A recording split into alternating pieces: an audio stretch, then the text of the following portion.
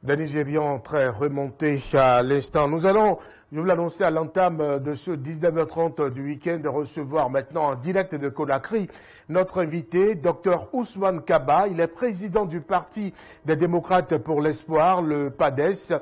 Dr Ousmane Kaba est candidat à l'élection présidentielle du 18 octobre prochain en Guinée. Nous allons changer de studio, juste le temps de le recevoir.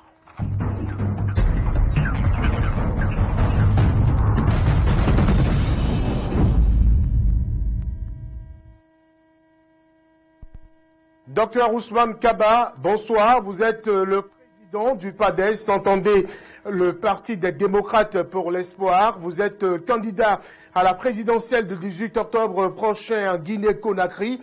Docteur Ousmane Kaba, vous n'êtes pas un novice de la politique guinéenne. Vous avez été plusieurs fois ministre de la République. Vous avez même servi aux côtés du président Alpha Condé. Dites-nous quel bilan vous faites de la gestion du pouvoir par le président Alpha Condé. Bon, bonne question, mais en réalité, j'ai été ministre une seule fois au temps du général Lansana Conté de 96 à 97, il y a plus de 25 ans. Je n'ai jamais été ministre du professeur Alpha Condé, j'ai été son conseiller, ministre conseiller, c'est un conseiller qui ne participe pas au conseil des ministres, qui ne gère absolument rien. En fait, moi j'ai passé très peu de temps de ma vie dans la fonction publique, j'ai toujours été privé, à part les 15 mois de ministre au temps du général Lansana Conté, j'ai toujours été privé, j'ai évolué dans l'université privée. Voilà.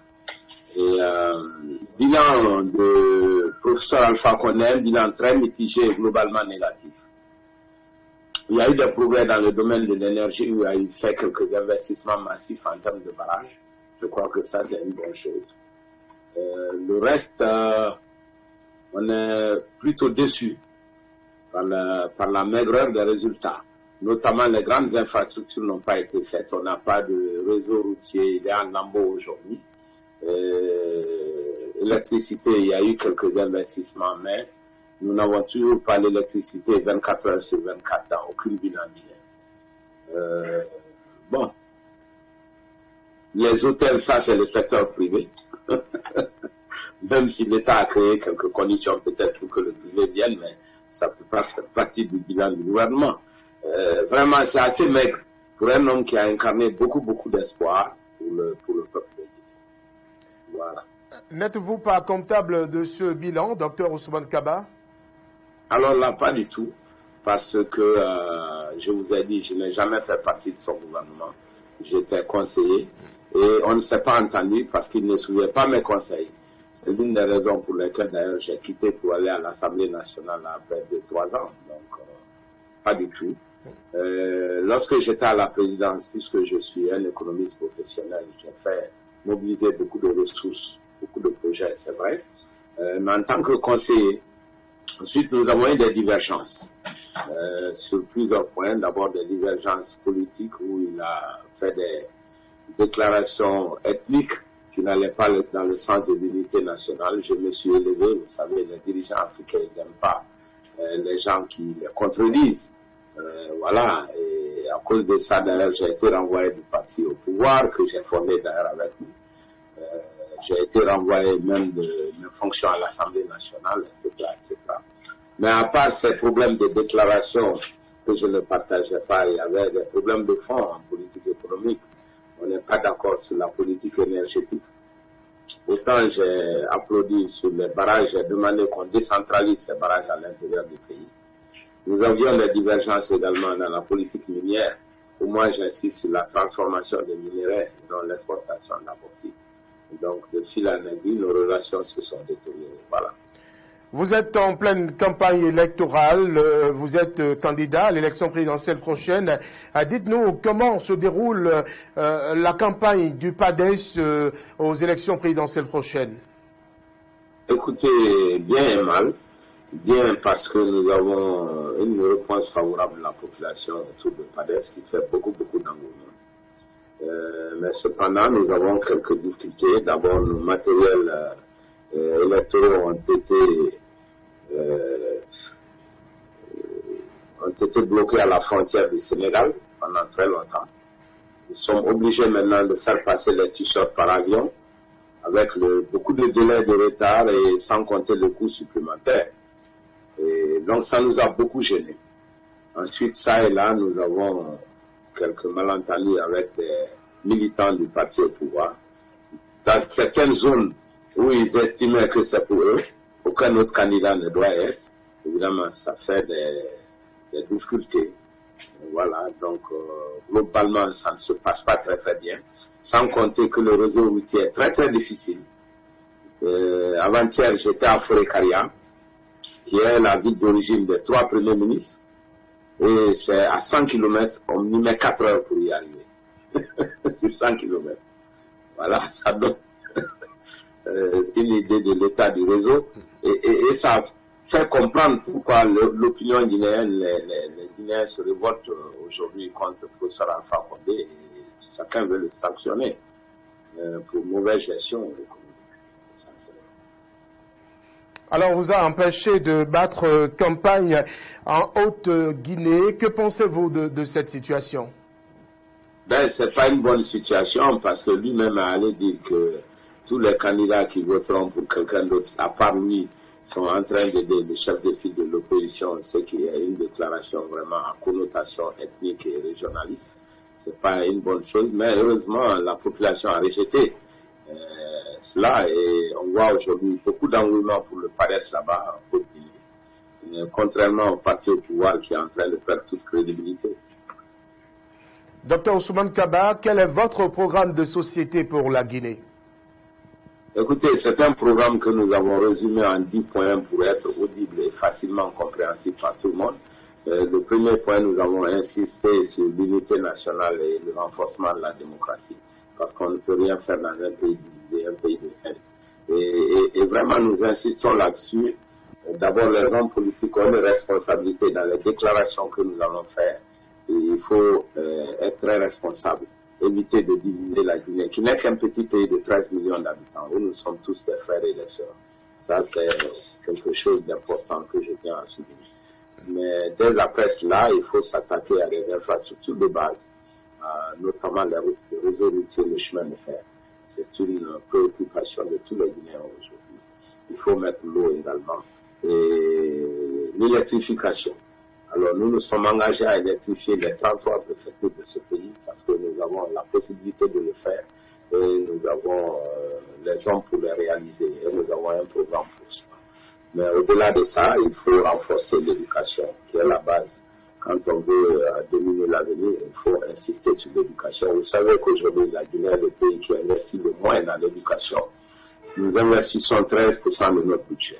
Tous les pays autour de nous sont entre 30 et 40% de leur budget. Et tout cycle confondu. Ça veut dire que malheureusement, l'éducation n'est pas une priorité en Guinée. Pendant les 10 ans du professeur Alpha Condé, ce qui est un peu étonnant pour un professeur.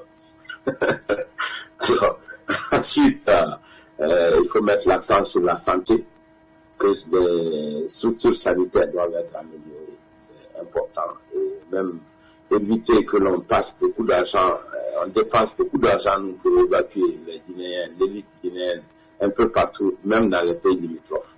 Je pense que ça, c'est vraiment dommage.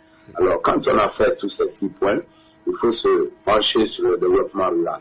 Pourquoi le développement rural? Parce que 52% de la population vit dans le secteur rural, c'est-à-dire l'agriculture, la pêche et l'élevage. Alors, en termes d'agriculture, il faut rapidement avoir nos 2 objectifs, l'autosuffisance alimentaire et le boom des exportations. Nous avons les ressources naturelles qu'il faut pour cela, c'est-à-dire la bonne terre, la bonne pluviométrie et un débouché aussi à la mer. Donc vraiment, nous avons tous les atouts pour développer l'agriculture. Mais quant à l'autosuffisance alimentaire, ici, l'alimentation est basée sur le riz, il faut développer la filière agricole. Alors, en un 8e point, nous avons parlé de l'emploi jeune.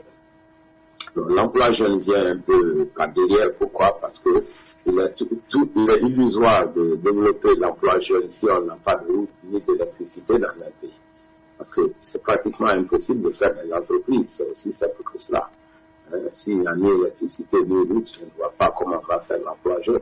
Mais lorsqu'on a réalisé ceci, il faut des programmes spécifiques dans les secteurs qui absorbent l'essentiel de la main-d'œuvre. d'abord dans le secteur agricole. On a un programme de 10 000 jeunes agriculteurs que nous allons mettre en place très rapidement, les encadrer financièrement et techniquement, les aider. Nous avons aussi tous les autres secteurs de pointe, y compris le secteur minier.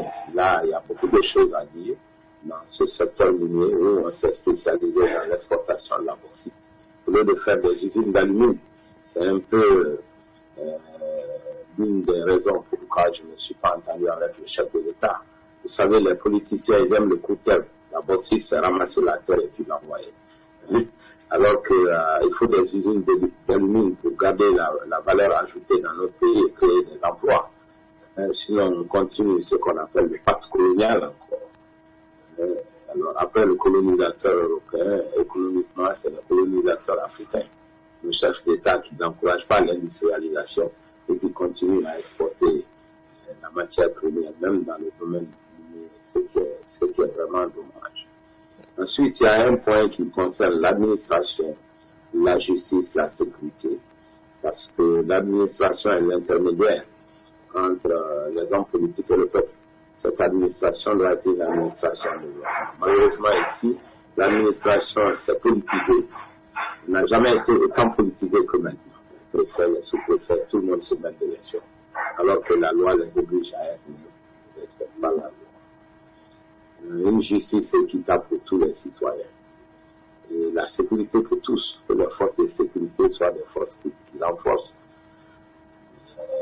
la défense et la sécurité dans notre pays, pas au service d'un homme pour maltraiter les opposants ou les manifestants. Donc il y a vraiment une réforme de fond à faire là-bas pour que les services de sécurité et de défense soient des services des citoyens, non au service d'un président. Voilà. Et finalement, notre programme est bouclé par l'établissement des sportifs et des hommes de lettres, de la culture. Nous souhaitons une industrie culturelle dans notre pays. Vous savez que la Guinée, à l'instar du Mali, c'est des grands foyers culturels. Il faudrait que ce secteur soit rentabilisé, mais ça demande beaucoup d'investissement de la part de l'État pour que les artistes puissent vivre du fruit de leur travail. Voilà un peu à gros traits le programme que nous avons présenté au peuple. Nous sommes à quelques jours du scrutin. Docteur, est-ce que le fichier électoral est suffisamment fiable pour des élections crédibles, apaisées? C'est ce que nous croyons. Hein. D'abord, il y a eu du travail sur le fichier électoral avec une mission technique de la CEDEAO qui a un peu élagué ce qu'il y avait dedans. Mais nous sommes tous conscients que le fichier n'est pas un fichier parfait, il a beaucoup de défauts.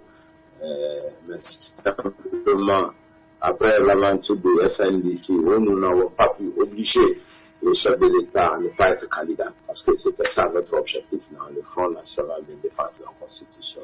Nous sommes descendus dans la rue pendant plus d'un an, sans succès.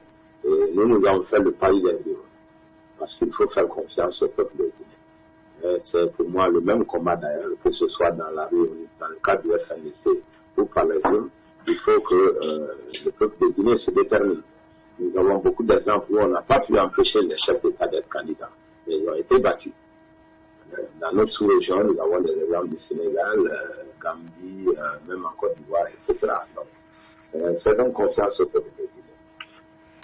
Docteur Ousmane Kaba, c'est ma dernière question. Gagnerez-vous ces élections? Bien sûr. Si j'avais des doutes, je ne serais pas candidat. Parce que beaucoup de personnes ont pensé que nous allons simplement crédibiliser l'élection du président de la République. C'est une erreur. Aujourd'hui, son fief, c'est la Haute-Guinée, et la Haute-Guinée a tourné le dos pour non-promesses tenues. Voilà, il n'y a eu aucun investissement dans cette zone. À l'instar des autres pays, des autres régions de la Guinée, d'ailleurs, nous avons les mêmes types de problèmes, mais là-bas encore, c'est beaucoup plus accentué. Il y a eu beaucoup de promesses non tenues, donc il y a un véritable problème de crédibilité. Et le peuple a tourné le dos. Voilà, donc nous espérons que nous allons gagner. Non pas simplement parce que le peuple ne veut pas de nous, mais parce que nous avons un programme crédible. Et en Guinée, malgré la multiplicité des candidatures, puisque nous en avons 12, les Guinéens ne se trompent pas. Ils savent qu'il y a de très bons candidats, mais qui n'ont pas de parti implanté à l'intérieur du pays.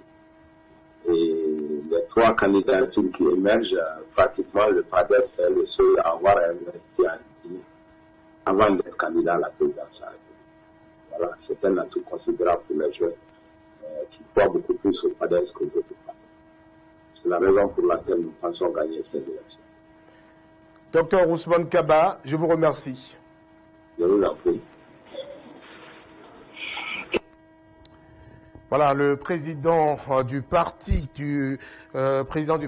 des démocrates pour l'espoir, le PADES, Dr Ousmane Kaba, candidat à l'élection présidentielle du 18 octobre prochain en Guinée-Conakry. Il était notre invité ce soir, Dr Ousmane Kaba, en direct de Conakry. Les Ivoiriens ont répondu présents au meeting ce 10 octobre qu'organise